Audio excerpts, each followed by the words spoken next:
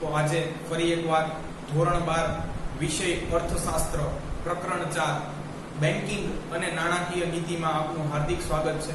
વિદ્યાર્થી મિત્રો, આપણે અત્યારે સુધીમાં વ્યાપારી બેંકના મુખ્ય કાર્યો જોઈ ગયા, જેમાં આપણે એક કાર્ય છે એ નંબર 4 બાકી રાખ્યું હતું, શાખ સર્જનની કામગીરી કરવી. તો વિદ્યાર્થી મિત્રો, આ થોડું સમજણ માંગી લે એવો ટોપિક હોવાથી આપણે આને છે એ વેપારી બેંકના કાર્યોમાંથી થોડો બાકાત રાખ્યો હતો. આજે એનો છે એ વ્યવસ્થિત ઊંડાણપૂર્વકનો અભ્યાસ કરી લઈએ. ટોપિક થોડું છે એ ધ્યાન દોરી અને એકાગ્રતાથી સમજવા જેવો છે. એકવાર તમે જો આખો વિડીયો જોઈશો તો હું તમને છે એ ગેરંટી આપું છું કે તમને બરોબર શાખ સર્જનની કામગીરી સમજાઈ જશે. તો આવો જોઈએ શાખ સર્જનની કામગીરી. કે છે નાણાંનો પુરવઠો નાણાંની માંગને અનુરૂપ રહે તે માટે બેંકો શાખ સર્જનનું કાર્ય કરે. વિદ્યાર્થી મિત્રો, આપણા દેશની વસ્તી જો હાલ જોઈએ તો 138 કરોડ છે. રિઝર્વ બેંક ઓફ ઇન્ડિયા યાની કે આપણી મધ્યસ્થ બેંક એ નાણાં છાપવાનું કામ કરે છે. પણ એ કેટલા નાણાં છાપી શકે? તો કે એની પાસે છે એ જેટલું અનામત સોનું રિઝર્વ ગોલ્ડ હોય એટલું જ. શું વિદ્યાર્થી મિત્રો, અનામત સોનું જેટલા પ્રમાણમાં છે એટલા જ પ્રમાણમાં આપણે રૂપિયા છાપી અને આપણું અર્થતંત્ર ચલાવી શકીએ એ પૈસાથી? I don't think so. વિદ્યાર્થી મિત્રો, તો બીજું હવે છે આપણી પાસે ઓપ્શન એ વધે છે કે વિદેશોમાંથી કર્જ લો. તો એ પણ વિદ્યાર્થી મિત્રો અમુક લિમિટેશન સુધી જ મળે છે. એટલા માટે બેંકો છે એ શાખ સર્જનનું કાર્ય કરે છે. બેંકો શાખ સર્જનની કામગીરીથી છે એ એની પાસે જે નાણાંનો પુરવઠો રહેલો હોય એમાંથી કંઈક નવા નાણાંનું સર્જન કરે છે. આ કાર્ય વેપારી બેંકો કરે છે. વિદ્યાર્થી મિત્રો, પણ અહીંયા તમને સમજાવી દઉં કે વેપારી બેંકો પાસે છે નવા નાણાં છાપવાનો કોઈ અધિકાર નથી. એની પાસે જે નાણાં આવે છે એમાંથી એ નવા નાણાં છે એ બનાવે છે અને એવી રીતે નાણાંનો પુરવઠો અર્થતંત્રમાં વધી જાય છે. આ નવા નાણાં કેવી રીતે બનાવે છે એ આજે આપણે છે એ સમજવાનું છે. તો આવો જોઈએ વિદ્યાર્થી મિત્રો.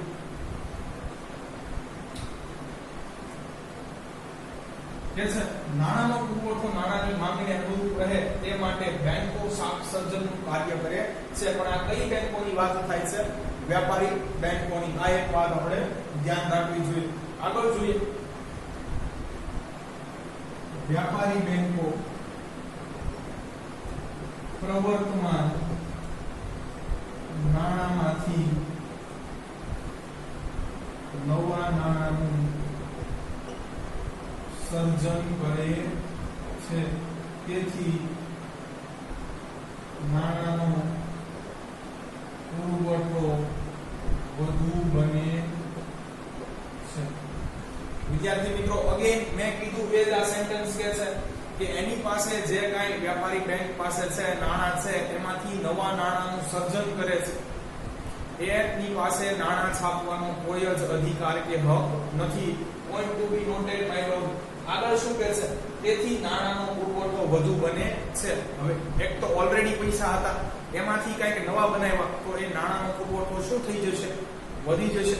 અને આ પ્રવૃત્તિ કોના થકી થાય છે? તો કે શાખ સર્જનની ક્રિયાથી થાય છે. ચાલો વિદ્યાર્થી મિત્રો, આગળ જોઈએ. તો કહે છે જો શાખ સર્જનની પ્રવૃત્તિ વધે તો નાણાંનો પુરવઠો વધે અને શાખ સર્જનની પ્રવૃત્તિ ઘટે તો નાણાંનો પુરવઠો ઘટે. વિદ્યાર્થી મિત્રો, કહે છે જો બેંક આવી પ્રવૃત્તિ વધુ ને વધુ વખત કરશે, વધુ ને વધુ વખત ક્યારે કરી શકશે? જ્યારે એની પાસે ઓલરેડી કંઈક હશે એ ડિપોઝિટ્સ હશે. તો કે છે જો ડિપોઝિટ વધુ પ્રમાણમાં હશે તો વધુ ને વધુ પ્રમાણમાં આવી જ રીતે છે આ જ પ્રવૃત્તિથી વધુ પૈસા છે એ સર્જન કરી શકશે, અને જો ઓછા પૈસા હશે તો ઓછા સર્જન કરી શકશે. વિદ્યાર્થી મિત્રો, અહીંયા સુધીનું હું તમને ગેરંટી મારીને કહું છું કે તમને કાંઈ સમજાણું હશે નહીં, તમે કોરી પાટી હશો.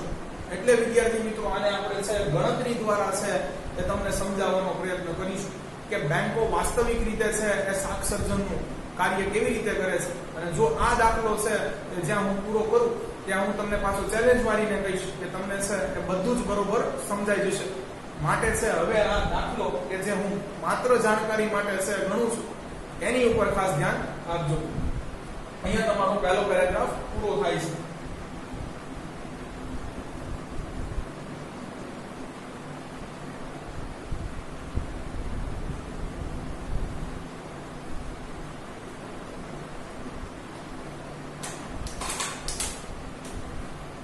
ઉદાહરણ માત્ર જાણકારી માટે. વિદ્યાર્થી મિત્રો, એક બેંક ધારી લઈએ, સપોઝ એસબીઆઈ.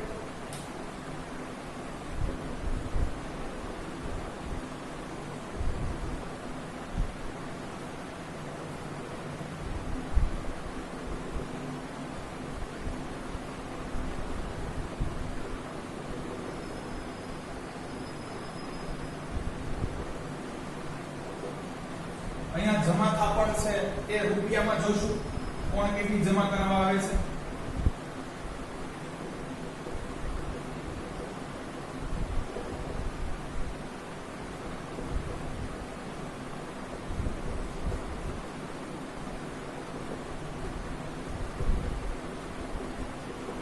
રોકડ અનામતોનું પ્રમાણ રૂપિયામાં. આ થોડુંક છે વિદ્યાર્થી મિત્રો એ સમજવા જેવું છે, એટલે થોડું આપણે છે અત્યારે સસ્પેન્સ રાખીએ છીએ.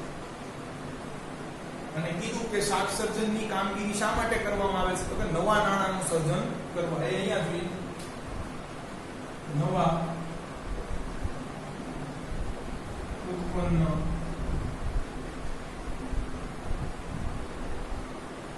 નાણાંના પુરવઠા રૂપિયામાં. ચાલો વિદ્યાર્થી મિત્રો, હવે આપણું છે ઉદાહરણ શરૂ થાય છે. દાખલા તરીકે વિદ્યાર્થી મિત્રો, એસબીઆઈ નીલમબાગની છે એ બ્રાન્ચમાં કોઈ રમેશભાઈ નામક વ્યક્તિ છે. અહીંયા પહેલા આપણે એ લખશું, પછી લખીએ રમેશભાઈ. એ 1000 રૂપિયા લઈને આવે છે કે અલ્યો 1000 રૂપિયા છે મારા ખાતામાં જમા કરો. અથવા વિદ્યાર્થી મિત્રો નવું ખાતું ખોલાવવા આવે છે અને કહે છે કે ભાઈ નવું એક ખાતું ખોલી નાખો, લાવો ફોર્મ ભરી દો અને 1000 રૂપિયા આપણે એમાં જમા કરવા છે. એટલે બેંક શું કરશે, તો કે રમેશભાઈ પાસેથી 1000 રૂપિયા લઈ લેશે. રમેશભાઈને એક પાસબુક આપશે જેમાં બેંક એન્ટ્રી પાડી દેશે કે ભાઈ 1000 રૂપિયા છે રમેશભાઈનું ખાતા નંબર આ કાંઈક છે ફલાણું ઢીકણું એની અંદર જમા કરી દીધા છે. હવે આપણે એની એન્ટ્રી પાડી દઈએ. વિદ્યાર્થી મિત્રો, પણ બેંકમાં છે અનેકો કારણસર છે લોકો પૈસા જમા કરતા હોય છે. જેમ કે ભવિષ્યની જરૂરિયાતોને પહોંચી વળવા. એક તો કે છે એને દર મહિને કંઈક બચત થાય છે, તો છે ભવિષ્યમાં એક કોઈ ખાસ જરૂરિયાત આવવાની નથી, પણ છતાં પણ છે એ પોતાની ભાવિ પેઢી માટે છે એ મૂડી કે ધનરાશિ છે એ જમા કરે છે. ઘણાને છે એ વ્યાજ જોઈતું છે તો એફડી કરાવી નાખે છે લોંગ ટર્મ માટે. ઘણાને છે એક સાથે બચત નથી થતી તો રિકરિંગ ખાતું ખોલાવીને છે મહિને મહિને થોડી થોડી બચત છે અંદર જમા કરે છે. તો આવા અનેક કારણોસર છે એ બેંકમાં પૈસા જમા થતા હોય છે. ઘણા સેફટી માટે ભાઈ ઘરે પૈસા સેફ નથી, બેંકમાં સેફ તો ખરા, ચાલો મૂકી આવું. ઘણાને છે એવું ઇન્ટરેસ્ટમાં કોઈ રસ નથી, વ્યાજમાં કોઈ રસ નથી, પણ સેફટી રહે, પોતાનું નાણું છે સુરક્ષિત રહે એ માટે બેંકમાં મૂકી આવે છે. પણ વિદ્યાર્થી મિત્રો, આ રમેશભાઈ છે એ કાયમ થોડા 1000 રૂપિયા યાદ રાખશે. રમેશભાઈને જરૂર પડશે ત્યારે એમાંથી 200-500 એ ઉઠાવી લેશે. તો બાકીના છે એ બેંક પાસે પૈસા રહેશે, પણ બેંક છે એ અહીંયા એક એવી ટકાવારી છે કે ફિક્સ પોતાના અનુભવો ઉપરથી છે એ કરે છે કે બેંકમાં જેટલા લોકો પૈસા જમા કરાવવા આવે છે એના અમુક ટકા છે એ પાછા ઉપાડી પણ લે છે. એટલે કાયમ માટે છે બેંક પાસે છે એ એટલા પૈસા રહેતા નથી. તો વિદ્યાર્થી મિત્રો એને જે છે એ રોકડ અનામતોનું પ્રમાણ કહેવાય છે. દાખલા તરીકે SBI નીલમબાગની શાખામાં છે એ દર વર્ષે 1 કરોડ રૂપિયા છે એ જમા થતા હોય છે. તો આમાંથી 1 કરોડ જમા થાય છે, એમાંથી અમુક છે એ સમયાંતરે ઉપડતા પણ હોય છે. એટલે SBI પાસે છે એ વર્ષના સમયગાળા દરમિયાન 1 કરોડ રૂપિયા રહેશે ને. તો છે બેંક નક્કી કરે છે લાંબા સમયના અનુભવો ઉપરથી, અથવા કોઈ બેંક પાસેથી છે એ આ અનુભવો છે એ પ્રમાણે એક ચોક્કસ ટકાવારી છે નક્કી કરે છે. ભાઈ 1 કરોડ જમા કરાવવા આવે છે તો સામે ઉપાડે પણ છે કેટલો? તો માનો કે 1 કરોડ છે SBI માં છે નીલમબાગના ખાતામાં દર વર્ષે છે જમા થાય છે, તો એની સામે પાછા 25 લાખ ઉપડી જાય છે. એટલે બેંક આને સાઈડમાં મૂકી દેશે એવું માનીને આ વિદ્યાર્થી મિત્રો એક પ્રયોગ કરેલો છે, એક અંદાજ છે. આવું બને છે એવું જરૂરી હોતું નથી, પણ બેંક છે આવી કેલ્ક્યુલેશન કરીને છે એક ટકાવારી નક્કી કરે છે કે ભાઈ 25% પૈસા છે જે જમા કરાવે છે ને એના ઉપાડી પણ જાય છે. એટલે એ આપણે છે ક્યાંય ઇન્વેસ્ટ કરી શકીએ નહીં. નહીતર બને શું વિદ્યાર્થી મિત્રો કે બેંક છે ચાલે છે કે નથી? તો કે આ 1 કરોડ રૂપિયા લોકો છે પૈસા જમા કરાવવા આવે એમથી તો છે આપણી બેંક ચાલે છે. હવે એને તાત્કાલિક જરૂર પડે, એ આવ્યા કે ભાઈ લાવો તો આમાંથી મારે અમુક પૈસા છે જોતા છે, અને એને બેંકને એને જ દેવા પૈસા ન હોય તો શું બને? એટલે બેંક છે એ અમુક ટકા છે એ પૈસા છે એ પોતે આઘા કરી દેશે કે ગમે ત્યારે છે કોઈ પણ XYZ રમેશભાઈ, કનકભાઈ, મગનભાઈ, ગમે છગનભાઈ આવીને છે આ પૈસા તો ગમે ત્યારે ઉપાડી શકે. બસ એને છે રોકડ અનામતનું જેટલી ટકાવારી છે નક્કી કરીને સાઈડમાં મૂકી દેવામાં આવ્યું એને છે રોકડ અનામતનું ટકાવારી પ્રમાણ કહે છે. તો આપણે છે એવું કોઈ ધારી લેશું કે આટલા ટકા છે એ પૈસા જમા થાય છે, એના ઉપરી પણ જાય છે, જેને ક્યાંય બેંક ઇન્વેસ્ટ કરી શકશે નહીં, કારણ કે એ ઉપાડે તો ત્યારે એને દેવા પણ પડે. આવો જોઈએ વિદ્યાર્થી મિત્રો.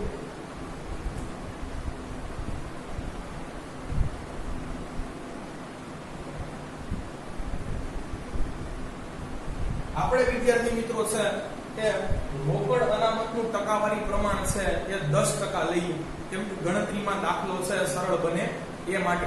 અર્થાત સમજાવું કે એનો અર્થ શું થાય છે. ધારો કે રોકડ અનામતોનું ટકાવારી પ્રમાણ આપણે 10% લીધું છે.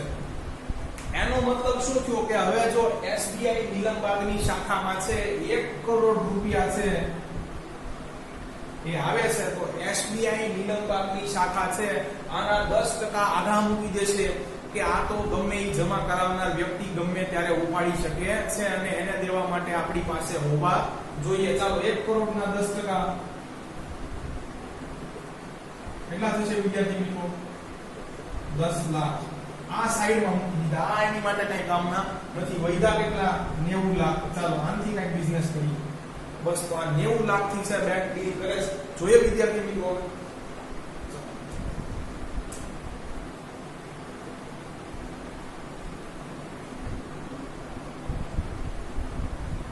ચાલો વિદ્યાર્થી મિત્રો, રમેશભાઈ છે 1000 રૂપિયા જમા કરાવે છે. પાસબુકમાં એન્ટ્રી પાડી બેંકે કહી દીધું ચાલો ભાઈ તમારું બેંક બેલેન્સ 1000 રૂપિયા છે.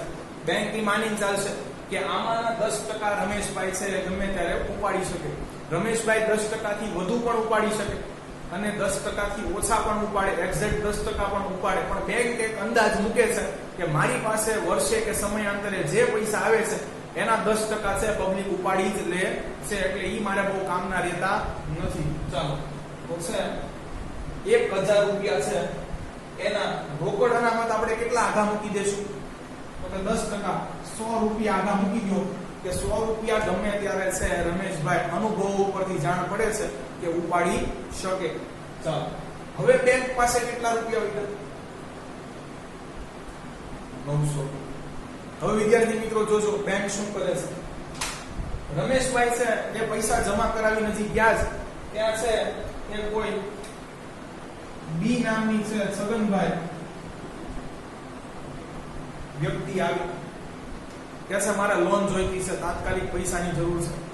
પોતે છે યોગ્ય શાખ ધરાવે છે, ઇન્કમ ટેક્સ રિટર્ન કદાચ હશે, બેંક લોન આપી દેશે. બેંક લોન કેમાંથી આપશે? બેંકે આ 100 રૂપિયા તો છે આધા મૂકી દીધા છે કે રમેશભાઈ ગમે ત્યારે છે આ તો ઉપાડી શકે. ચાલો બેંક પાસે છે ઇન્વેસ્ટ કરવા રૂપિયા છે 900. તો બેંક આ 900 રૂપિયા છે મેક્સિમમ છે છગનભાઈને આપી શકે. 900 કરતા ઓછા પણ આપે જો ઓછી જરૂર હોય. ચાલો માની લઈએ બેંક છે 900 રૂપિયા છે એ છગનભાઈને આપી દીધા. તો વિદ્યાર્થી મિત્રો આ 900 રૂપિયા પણ છે છગનભાઈને કેવી રીતે મળશે? આ 900 રૂપિયા છે એ છગનભાઈને બેંક હાથોહાથ આપતી નથી ગણીને કે એટલે 900 રૂપિયા. એ તો જો એના ખાતામાં હોય તો એવી રીતે છે ઉપાડીને હાથોહાથ આપી શકે. બેંક છે શું કરશે? છગનભાઈનું ખાતું ખોલશે, એને છે બરોબર છે કહેશે કે અલ્યો આ ચેક 900 રૂપિયાનો એના ખાતામાં જમા થઈ જશે, વટાવી નાખો. વિદ્યાર્થી મિત્રો કા ઓલરેડી છગનભાઈનું ખાતું હશે તો એમાં છે આ 900 રૂપિયા જમા થઈ જશે લોન સ્વરૂપે કે જેના ઇન્સ્ટોલમેન્ટ છે કટકે છે છગનભાઈ એ વ્યાજ સહિત SBI નિલંબાકને ચૂકવવાના છે. તો આ નવા 900 રૂપિયાની એન્ટ્રી પણ ક્યાં પડી? પાસબુક. હવે જોજો વિદ્યાર્થી મિત્રો બેંક એવું માને છે કે છગનભાઈ 900 રૂપિયા થોડા એકારો ઉપાડી લેશે. લોન છે એ કોઈ પણ કારણોસર લીધી છે તો એ લોન છે એના બધા પૈસા એ કરવા થોડા છે એ ઉપાડી દેવામાં આવશે. કદાચ ઉપાડી પણ શકે તો કદાચ ન પણ ઉપાડે. તો જો વિદ્યાર્થી મિત્રો અહીંયા પાછું ઓલું છે રોકડ અનામતનું ટકાવારી પ્રમાણ લગાડી દેવાનું. કેમ કે બેંક કે છે એ પોતાના અનુભવથી એક રેશિયો કાઢ્યો છે, ટકાવારી પ્રમાણ કાઢ્યું છે કે જેટલા જેની છે એ પાસબુકમાં પૈસા હોય છે એના એટલા ટકા તો છે એ લોકો ઉપાડી જ લેશે અને બાકીના છે રહેવા દે છે. ચાલો આપણે માની લઈએ કે આના છે એ 10% છે એ છગનભાઈ તાત્કાલિક ઉપાડી લેશે. કારણ કે આ રોકડ અનામતનું પ્રમાણ ઈ સર્વે ઉપરથી જ કરવામાં આવ્યું છે કે જેટલા છે પાસબુકમાં એન્ટ્રી થાય છે એના અમુક ટકા છે એ લોકો તાત્કાલિક ઉપાડી લે છે. ચાલો 900 ના છે 10% એટલે 90 રૂપિયા.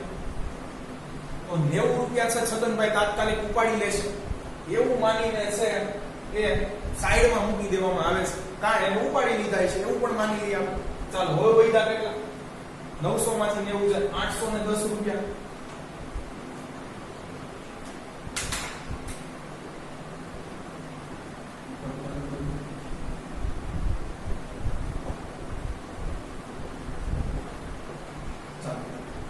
છગનભાઈ ત્યાં કોઈ છે એ સી નામની રફીકભાઈ વ્યક્તિ આવ્યો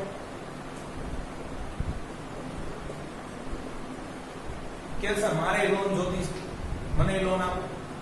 ચાલો હવે એને પૈસાની જરૂર છે. હવે એનું ખાતું હશે તો ઠીક, નહીં તો નવું ખાતું ખોલી દેશે. બેંક કેટલી મેક્સિમમ લોન આપી શકે? 810 રૂપિયા. બેંક છે માની લે કે રફીકભાઈ ને છે કે 810 રૂપિયા છે એ લોન આપે છે. પણ બેંક ઈ પણ માનશે કે રફીકભાઈ 810 રૂપિયાની એને જરૂર છે પણ 810 રૂપિયા એક સાથે ઉપાડી લેશે નહીં. તો એ છે કેટલા ટકા ઉપાડી શકે? તો કે છે જૂના પ્રયોગો છે એના આધારે એવું જાણે છે કે જેના ખાતામાં આ પણ 810 રૂપિયા ક્યાં રફીકભાઈના હાથમાં નહીં પડે. બેંક છે એનું ખાતું ખોલશે અથવા હશે તો એમાં છે ચેક પકાવવાનું કહેશે કે 810 રૂપિયા તમારા ખાતામાં જમા થઈ જશે. બરોબર? ચાલો એટલે બેંક છે એ 810 રૂપિયા છે એના ખાતામાં છે જમા કરેલા છે. અને હવે બેંક એવું માને છે કે આનાથી કદાચ 10% છે ઉપડી શકે ખરા, which is 81 રૂપીસ. ચાલો હજી વિદ્યાર્થી મિત્રો કેટલા વધુ પૈસા બને છે તો જોશો વિદ્યાર્થી મિત્રો કે રમેશભાઈએ જમા કરાવેલા 1000 રૂપિયામાં બેંકે છે છગનભાઈને કેટલી લોન દીધી? 900 રૂપિયાની. રફીકભાઈને છે એ કેટલી લોન દીધી? 810 રૂપિયાની. બેંક પાસે તો મૂડી કેટલી હતી વિદ્યાર્થી મિત્રો? બસ બેંક પાસે જેટલી જમા રાશિ હોય એને છે વિદ્યાર્થી મિત્રો પ્રાથમિક થાપણ કહેવાય છે. આને નિષ્ક્રિય થાપણ પણ કહે છે. હવે તમને એમ થાય સક્રિય કેમ ન લખ્યું, નિષ્ક્રિય લખ્યું? બેંકને થોડી ખબર હતી? આ તો આકસ્મિક રીતે છે તમે એની પાસે છે પૈસા જમા કરાવવા. બેંકને થોડી ખબર હોય છે કે આજે ફલાણી વ્યક્તિ છે મારી પાસે પૈસા જમા કરાવવા આવશે. લોન લીધી હોય તો ખબર હોય તો એ સક્રિય ગણી શકાય. આ તો નિષ્ક્રિય છે કે અચાનક છે કોઈને મન થયું કે ચાલો આટલા લાખ રૂપિયા આટલા હજાર રૂપિયા છે બેંકમાં જમા કરી આવ્યું અને એ કરી લેશે, એટલે આ તો આકસ્મિક છે. એટલે આને છે એ નિષ્ક્રિય થાપણ પણ કહેવામાં આવે છે. આમાંથી બેંકે છે એ જો છગનભાઈને રફીકભાઈને લોન દીધી. હજી વિદ્યાર્થી મિત્રો બેંક પાસે કેટલા પૈસા છે? 729 રૂપિયા છે. હજી બેંક આમ છે ઘણા લોકોને છે DEF લોન દિયા જ કરશે. તો કે ભાઈ ક્યાં સુધી લોન દઈએ? આ 1000 રૂપિયામાંથી કેટલી હેરાફેરી કરી કેટલા રૂપિયા છે એ સર્જન કરી શકો. તો વિદ્યાર્થી મિત્રો આ 1000 રૂપિયામાંથી છે એ બેંક કેટલા રૂપિયા બનાવી શકે એ તમને કહો. હવે તો કે છે અહીંયા રોકડ અનામતોનો સરવાળો છે એ રૂપિયામાં 1000 રૂપિયા ન થાય ને ત્યાં સુધી બેંક છે આના પૈસા બનાવી શકે છે. અહીંયા આપણે લખીએ રોકડ અનામતોનું પ્રમાણ રૂપિયામાં 1000 રૂપિયા ન થઈ જાય ત્યાં સુધી બેંક છે લોન દઈ શકે છે. હજી કેટલું શું છે? 190 અને 81 190 271 રૂપિયા થયું છે. હજી તો આ 1000 સુધી ન પહોંચે ને ત્યાં સુધી છે એ લોન દઈ શકે. હવે તમને અહીંયા એમ પણ થતું હોય છે કે બેંકમાં એક જ જણો જમા કરાવવા આવે 10 જણા લોન લેવા આવે બને. તો જો વિદ્યાર્થી મિત્રો આપણે પહેલા પણ ભણી ગયા છે કે બેંક પાસે પૈસા ઇન્વેસ્ટ કરવાના ઘણા બધા ઓપ્શન છે, બરોબર. એ કોઈ મોટી કોર્પોરેટ કંપનીને એક સાથે લોન આપી દે બહુ મોટી. એ ઉપરાંત વિદ્યાર્થી મિત્રો એ ગવર્નમેન્ટને પણ પૈસા છે બોન્ડ્સ ટ્રેઝરી બિલ્સ ભણી ગયા બધું આપી શકે વિકાસના કાર્યો કરવા માટે. કોઈ છે જગ્યાએ છે ઇન્વેસ્ટ કરી શકે, મ્યુચ્યુઅલ ફંડ છે એક્સેટ્રા. બેંક પાસે પૈસા આવે પછી એ એની મરજી પ્રમાણે છે ગમે ત્યાં ઇન્વેસ્ટ કરી શકે. એટલે જો આ રીતે છે કે બેંક પોતાની છે જમા રાશિમાંથી ઇન્વેસ્ટ કરી અને પોતે છે પ્રોફિટ મેળવે છે. આમ વિદ્યાર્થી મિત્રો છે બેંક નવા કેટલા નાણાંનું સર્જન કરે છે, બેંકે ટોટલ 1000 માંથી કેટલા નાણાં બનાવ્યા ઈ જાણવું હોય તો આનું એક વિદ્યાર્થી મિત્રો સૂત્ર છે, આવો જોઈએ. તો કે છે શાખ સર્જન બરાબર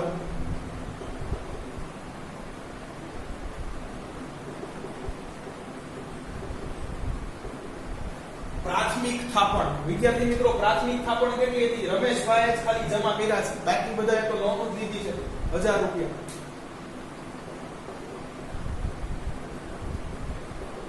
और we can say નિષ્ક્રિય થાપણ. અને હવે અહીંયા સૂત્ર છે 1/છેદમાં રોકડ અનામતોનું ટકાવારી પ્રમાણે. ખાસ વિદ્યાર્થી મિત્રો ઇન પર્સન્ટેજ છે. રોકડ અનામતોનું ટકાવારી પ્રમાણ. એ પૈસા કે જે આપણે આધા મૂકી દેવાના છે, જે ગમે ત્યારે ઉપડી શકે છે, આ બેંક ઇન્વેસ્ટ કરી શકશે નહીં. ચાલો મુખ્ય કિંમતો બધી. પ્રાથમિક થાપણ કેટલી હતી? રમલાએ જેટલી જમા કરાવી એટલી 1000 રૂપિયા. ચાલો રોકડ અનામતોનું પ્રમાણ બેંકે પોતાના છે એ ભૂતકાળના અનુભવથી કેટલું નક્કી કર્યું હતું? 10. જો વિદ્યાર્થી મિત્રો આ 20 હોઈ શકે, 25 હોઈ શકે, 75 હોઈ શકે, બરોબર. આમાં કોઈ છે ગેરંટી નથી કે 10% જ હોય. ખાસ આ સમજીને ચાલો 10% એટલે બહુ ઓછા કહેવાય, હું માનું છું ત્યાં સુધી. ચાલો 1/10% છે, 10 નથી વિદ્યાર્થી મિત્રો ટકાવારી પ્રમાણ કીધું. ચાલો સાદું રૂપ 10/100 હજી 100 થશે. ટકાવારી છે એ 100 એ નીકળે એટલે મીંડું ઉડાડી દો.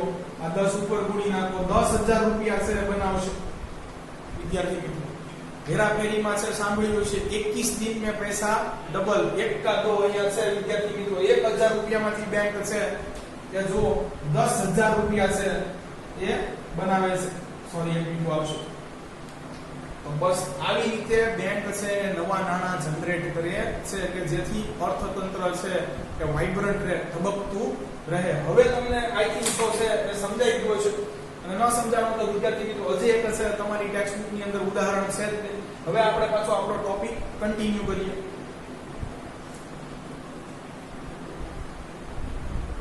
વિદ્યાર્થી મિત્રો સમજવા ખાતર આ ઉદાહરણ તમને બહુ સહેલું પડશે, કારણ કે 10% લીધું છે. ટકાવારી કાઢવી બહુ સહેલી પડશે, કેલ્ક્યુલેટર વગર પણ તમે ગણતરી કરી શકશો. એટલે જો સમજવા માટે ઉદાહરણ લખવું હોય તો લખી લેવું.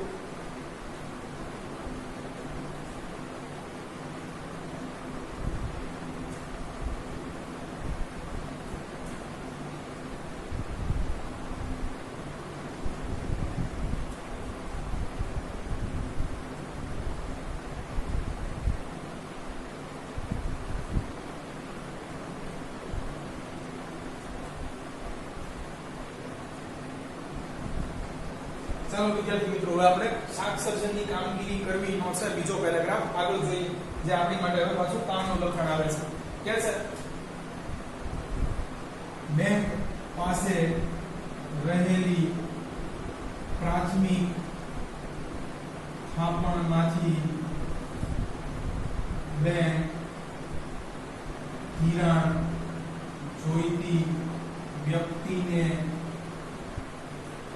ચેક વટાવવા માટે આપશે અને તે પૈસા કે નાણાં તેના ખાતામાં જમા થશે. વિદ્યાર્થી મિત્રો સમજો પહેલા તો બેંક પાસે રહેલી પ્રાથમિક થાપણમાંથી બેંક પાસે પ્રાઇમરી ડિપોઝિટ કેટલી હતી તો જૂનું ઉદાહરણ છે થોડું રોકી લઈએ યાદ કરી લઈએ કે રમતો SBI માં જઈ અને 1000 રૂપિયા છે એ જમા કરી આવ્યો તો બસ બેંક પાસે તો 1000 રૂપિયા જ હતા તો એ 1000 રૂપિયાને છે એ પ્રાથમિક થાપણ અથવા નિષ્ક્રિય થાપણ કહી શકાય. ચાલો એની વ્યાખ્યા લખવી હોય તો કેવી રીતે લખીએ જોઈએ.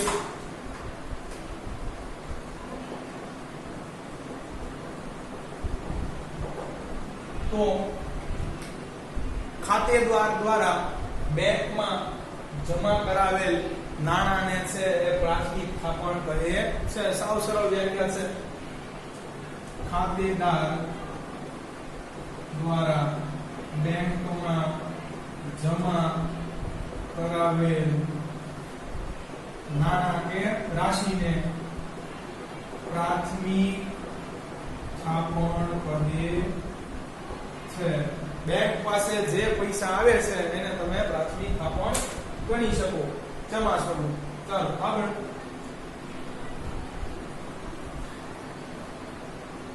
વિદ્યાર્થી મિત્રો બેંક શું કરશે તો કે છે બેંક પાસે પ્રાથમિક થાપણ આવી ગઈ છે. હવે તો બેંક છે એ કોઈ યોગ્ય લાયકાત ધરાવતી વ્યક્તિને છે લોન આપશે, એની પાસેથી વધુ વ્યાજ વસૂલશે અને ઓલા જમા કરાવેલ વ્યક્તિને પણ થોડું વ્યાજ આપશે અને બંને વ્યાજનો તફાવત હશે એટલો બેંકનો નફો. શું કહે છે થાપણમાંથી બેંક ધિરાણ જોઈતી વ્યક્તિને છે એ ચેક વટાવવા માટે આપશે.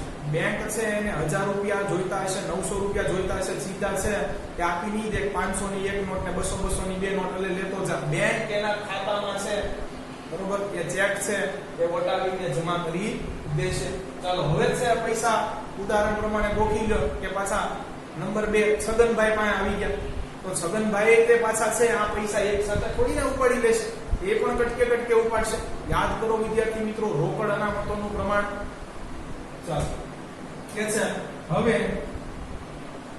તે ધિરાણદારના ખાતામાં જમા થયેલા પૈસામાંથી ત્રીજી કોઈ વ્યક્તિને ધિરાણ મળશે. યાદ કરો વિદ્યાર્થી મિત્રો છગનભાઈના પૈસા છે બચ્યા એમાંથી રફીકભાઈને પણ લોન મળી હતી.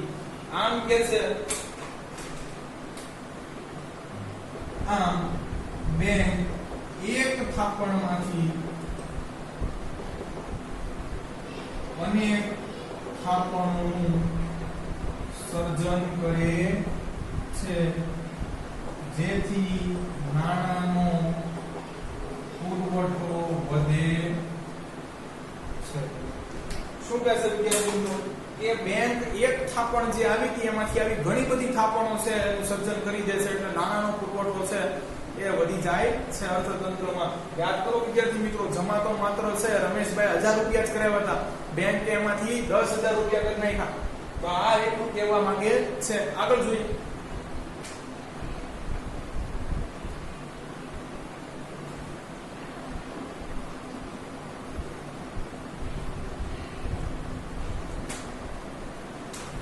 કે છે ધિરાણદારોના ખાતામાં જમા થયેલા પૈસા તે ઉપાડીને અર્થતંત્રમાં રોકે છે. તેથી અર્થતંત્રને પૈસા કે નાણાં મળે છે. વિદ્યાર્થી મિત્રો, બધા નાણાં થોડા બેંકમાં પડ્યા રહેશે. આમાં જે છે બેંક પાસે લોન લેવા ગયેલી વ્યક્તિ હતી એ થોડા ઉપાડશે, એ પણ ક્યાંક ઇન્વેસ્ટ કરશે. કોઈ પણ રીતે છે એ અર્થતંત્રમાં પૈસા છે એ રોકશે તો છે એનાથી અર્થતંત્રમાં પણ પૈસા વધે છે. કારણ કે એને રોકેલા પૈસા છે એ કોઈ બીજાને મળશે, એ પાછા કોઈ બીજાને મળશે, તો એવી રીતે એ પૈસા પણ છે બહાર રોટેટ થયા કરે છે. તો બેંકે જે પૈસા છે એ શાક સર્જન કરીને વધારી દીધા, તો જેટલા પ્રમાણમાં છે આ પૈસા વધશે એટલા જ વધુ છે એ અર્થતંત્રમાં પણ ચાલ્યા જશે. અને ત્યાં પણ છે એ કેશ ફ્લો સતત ને સતત એક વ્યક્તિ પાસેથી બીજી પાસેથી ત્રીજી જશે, અને એમ નાણાં છે આખા અર્થતંત્રમાં કે આખા માર્કેટમાં ફરતા રહેશે, જેનાથી અર્થતંત્ર છે એ ધબકતું રહેશે. આગળ વિદ્યાર્થી મિત્રો, જે તમને ઓલરેડી પહેલેથી ખબર છે બેંકે સોરી એ હવે પાઠ્યપુસ્તકે કીધું છે, તો એ પણ લખી નાખીએ. કે છે કાયદા અનુસાર, કાયદો શું કહે છે? કાયદા અનુસાર કોઈ પણ બેંક જમા થાપણ જેટલું જ ધિરાણ આપી શકતું નથી. વિદ્યાર્થી મિત્રો, જોઈએ કે આ કહેવા શું માંગે છે. ચાલો વિદ્યાર્થી મિત્રો, તો આપણી પાસે છે એ જમા કેટલી થાપણ હતી? તો કે ભાઈ રમેશભાઈ છે 1000 રૂપિયા છે એ જમા કરાવ્યા. તો જો વિદ્યાર્થી મિત્રો છગનભાઈ અને રફીકભાઈને લોન તો મળી, પણ કોઈને છે એ 1000 રૂપિયા જેટલી તો નથી મળી. તો આ કાયદો કહે છે કાયદા અનુસાર કોઈ પણ બેંક જમા થાપણ જેટલું ધિરાણ આપી શકતી નથી, કે જેટલું જમા હોય બધે બધું છે કે લોન સ્વરૂપે ગરીબોને બાંટ દો, તો એવું તો થાય નહીં. આગળ શું કહે છે જોઈએ.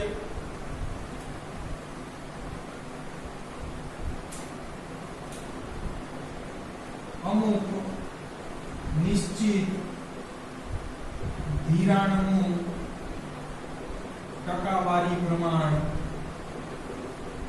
અનામત રાખવામાં આવે છે.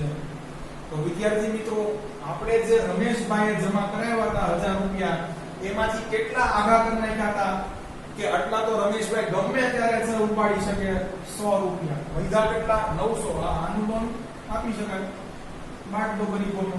તો જો વિદ્યાર્થી મિત્રો, આ આપણે આઘા રાખ્યા એની વાત કરે છે કે બધે બધા તમે છે ગરીબોની અંદર છે એ લૂંટાવી શકો નહીં. થોડાક આગાહી રાખવા કે જેથી કરીને ઈ લોકો જેને પૈસા બેંકની અંદર જમા કરાવ્યા છે એને જ જરૂર હોય, તમે એમ કહો પૈસા નથી, ખાલી થઈ ગયા છે, વેઇટ કરો, તો એ ચાલે નહીં. એટલા માટે જોઈએ આપણે આગળ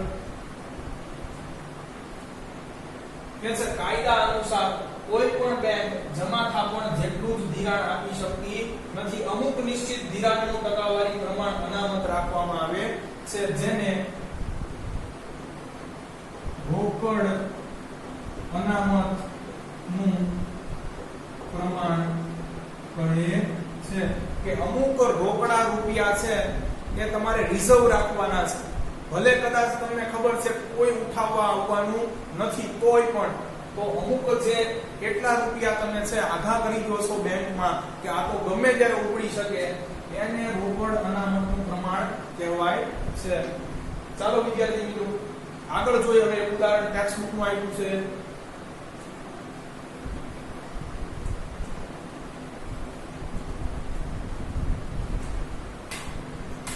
કે છે ધારો કે બેંક પાસે પ્રાથમિક ધિરાણ 1000 રૂપિયા છે. બેંક પાસે છે કોક આવીને બધો સરવાળો છે એ જમા કરાવી ગયું, એનો 1000 રૂપિયા થાય છે. અને નિષ્ક્રિય ધિરાણ પણ આપણે કહીશું, અગાઉ વાત કરી ગયા. હવે જોઈએ વિદ્યાર્થી મિત્રો, કે છે અને રોકડ અનામતોનું ટકાવારી પ્રમાણ 20% છે. આ જે કુલ રકમ જમા કરાવી ગયા એના 20% બેંકે આઘા મૂકી દીધા કે આ તો ગમે ત્યારે ઉપડી શકે છે, ટકાવારી પાસે ખાસ ધ્યાન રાખજો વિદ્યાર્થી મિત્રો. તો આવો જોઈએ હવે બેંક કેટલું શાક સર્જન આમાંથી કરી શકશે. કે છે તેથી કોઈ પણ બેંક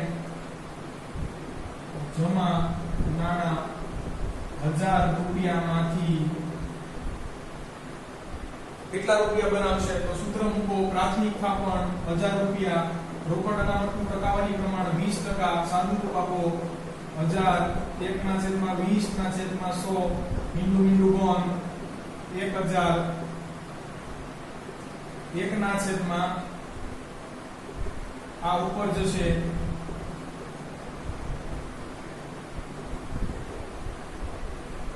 5000 રૂપિયા છે બેંક બનાવશે. તો હવે વિદ્યાર્થી મિત્રો કુલ પુરવઠો કેટલો બનશે? 5000 રૂપિયા. અને નવો કેટલો બન્યો? તો કે ભાઈ 1000 રૂપિયા તો હતા એમાંથી છે આ 5000 રૂપિયા કર્યા તો 4000 રૂપિયા નવા બન્યા. આ ખાસ સમજવા જેવું છે.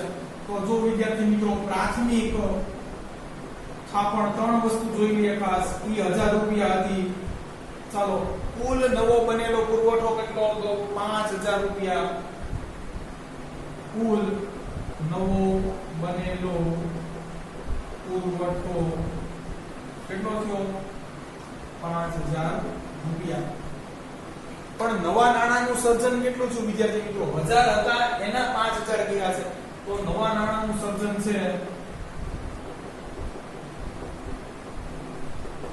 4000 રૂપિયા થયું. ભાઈ 4000 નવા 1000 માંથી બનાવી નાખ્યા. ચાલો વિદ્યાર્થી મિત્રો આ જ હવે આપણે લખવાનું છે.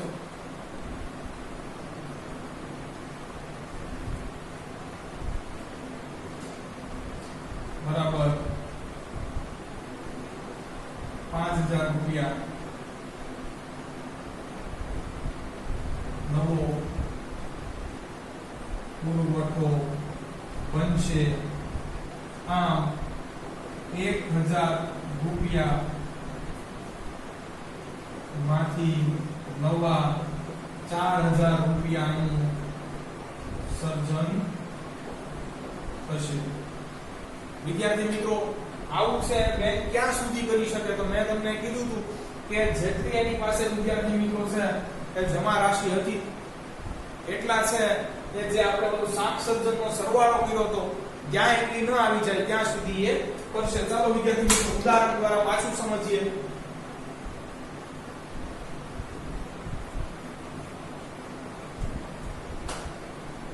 અહીંયા કે છે બેંક થાપણો રૂપિયામાં જમા સ્વરૂપે. ચાલો વિદ્યાર્થી મિત્રો રોકડ અનામતોનું પ્રમાણ જે આપણે પૈસા આગા મૂકી દેવાના છે રૂપિયામાં ટકાવારીમાં નહીં. ચાલો પછી તો કે છે નવા નાણાંનું પ્રમાણ અથવા વિદ્યાર્થી મિત્રો ધિરાણ સ્વરૂપે છે એ આપેલા નાણાંનું પ્રમાણ રૂપિયામાં એ પણ લખી શકો. ધિરાણ સ્વરૂપે આપેલ નાણાંનું પ્રમાણ. તો છે અહીંયા નવા કેટલા છે બનશે આમાંથી એ જોવાના છે વિદ્યાર્થી મિત્રો.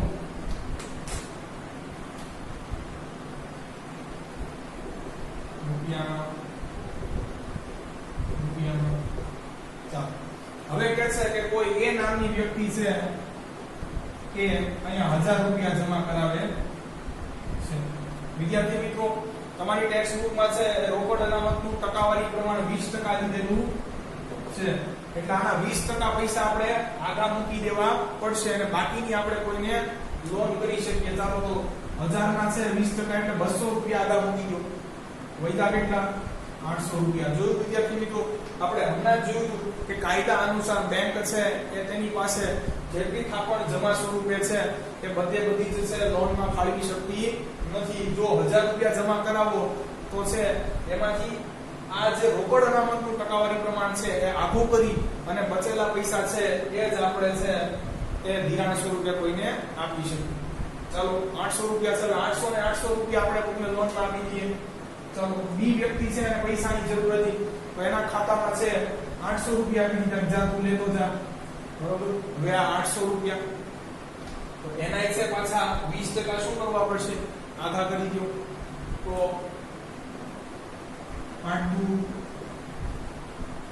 160 રૂપિયા છે આપણે આધા કરી દેવા પડશે વિદ્યાર્થી મિત્રો.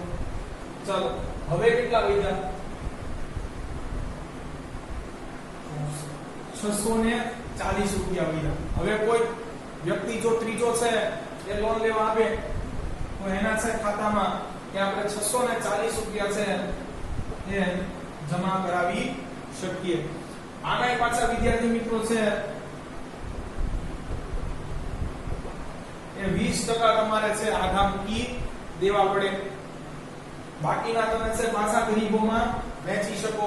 સપોઝ એમાંથી પાછો ડી લોન લેવા આવ્યો તો આ છે વધેલા પૈસા એને દેવાના, એના 20% આધા મૂકી દેવાના. આવું ક્યાં સુધી કરવાનું કે રોકડ અનામતનું છે એ પ્રમાણ રૂપિયામાં છે મૂળ તમારી જે પ્રાથમિક થાપણ હતી એટલું ન થઈ જાય ત્યાં સુધી.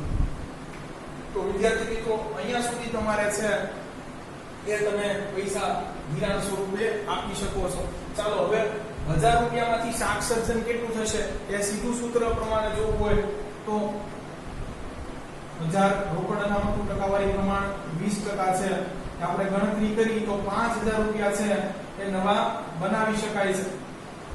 તો મૂળ છે એ કેટલા હતા, 1000, એમાંથી કુલ છે એ કેટલા બનાવ્યા, 5000 રૂપિયા. નવા કેટલા બન્યા તો 4000 રૂપિયા બન્યા. આમ અર્થતંત્રની અંદર છે એ પૈસા છે એ હેરાફેરી દ્વારા છે એ સર્જન કરવામાં આવે છે.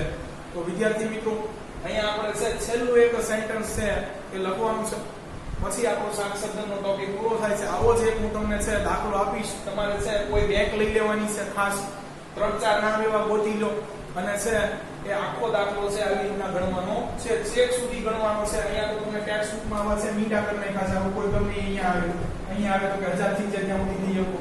અહીંયા જે દવા છે એ 5000 રૂપિયા થશે ત્યાં સુધી તમે નાણાં જનરેટ કરી શકશો. તો વિદ્યાર્થી મિત્રો આ આખો એક તમારે દાખલો ગણવાનો છે ખાસ હોમવર્કમાં. આપણે છેલ્લું સેન્ટેન્સ જોઈ લઈએ.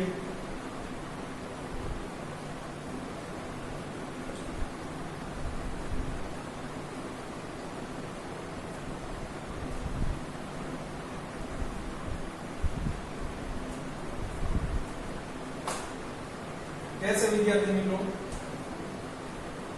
चालू खातु भरावनार व्यक्ति જ્યારે જમા રાશિ કરતા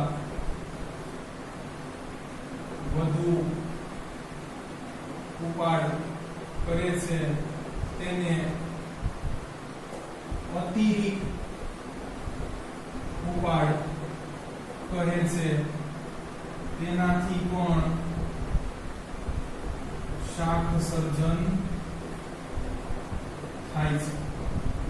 વિદ્યાર્થી મિત્રો સમજો કે જેની પાસે ચાલુ ખાતું અર્થાત કરંટ એકાઉન્ટ છે એને વ્યાજ છે એ નહીં મળે પણ એને બીજી બધી છે ફેસિલિટીઝ મળે છે. વિદ્યાર્થી મિત્રો જેમ કે એ એક દિવસમાં ગમે એટલી વખત છે એ પૈસા ઉપાડી શકે છે અને જેટલા ખાતામાં પૈસા છે એના કરતા વધુ પણ છે પૈસા ઉપાડી શકે છે. સપોઝ એના ખાતામાં છે અત્યારે કે 15 લાખ છે, એને જરૂર 17 લાખની છે તો 2 લાખ રૂપિયા છે જે વધારાના બેંક એને એની શાખ ઉપર આપે છે એને વિદ્યાર્થી મિત્રો આપણે અતિરિક્ત ઉપાડ કહીએ છીએ, જેને ઓવરડ્રાફ્ટ ફેસિલિટી કહેવાય. આપણે આની પહેલા ભણી ગયા છે. તો આનાથી પણ વિદ્યાર્થી મિત્રો છે એ શાક સર્જન છે એ પ્રભાવિત થાય છે. કેમ કે તમારી પાસે છે કે બેંકમાં જેટલા પૈસા આવે છે હવે તમારે થોડાક વધુ રિઝર્વ રાખવા પડશે. દાખલા તરીકે કોઈના અકાઉન્ટમાં છે એ 15 લાખ છે તો તમારે થોડા વધુ રિઝર્વ રાખવા પડશે એ કરંટ એકાઉન્ટ વાળા ખાતેદારના કે આ 17 પણ ઉપાડી શકે છે. તો અહીંયા છે ખરેખર અસર થાય છે એવું લખવું જોઈએ. શાક સર્જન પ્રભાવિત થાય છે એવું લખવું જોઈએ. શાક સર્જન થાય છે એવું લખી શકાય નહીં, કારણ કે છે એ અતિરિક્ત ઉપાડ કરે છે. તો બેંક પાસે છે એટલા પૈસા રિઝર્વ હોવા જોઈએ કે એની પાસે 15 છે છતાંય પણ એને છે એ 17 આપી શકે. પણ પાછું બેંક એમાંથી પણ નવી છે શાક સર્જન કરી લેશે એ વાત સાચી છે, કારણ કે એ 17 લાખ છે એ બેંક એવું માને છે કે એક સાથે ઉઠાઈ લેશે નહીં. તો વિદ્યાર્થી મિત્રો, અહીંયા આપણો છે આખો શાક સર્જનનો ટોપિક પૂરો થાય છે. જો તમને અમારા વિડિયો લેક્ચર્સ પસંદ આવતા હોય તો આને લાઈક કરો તથા આ વિડિયો લેક્ચરની લિંકને તમારા અન્ય વિદ્યાર્થી મિત્રો જોડે શેર કરો. Thanks for watching my video. અને હવે હું તમને તમારું હોમવર્ક આપું છું. ખાસ વિદ્યાર્થી મિત્રો, બેંક પાસે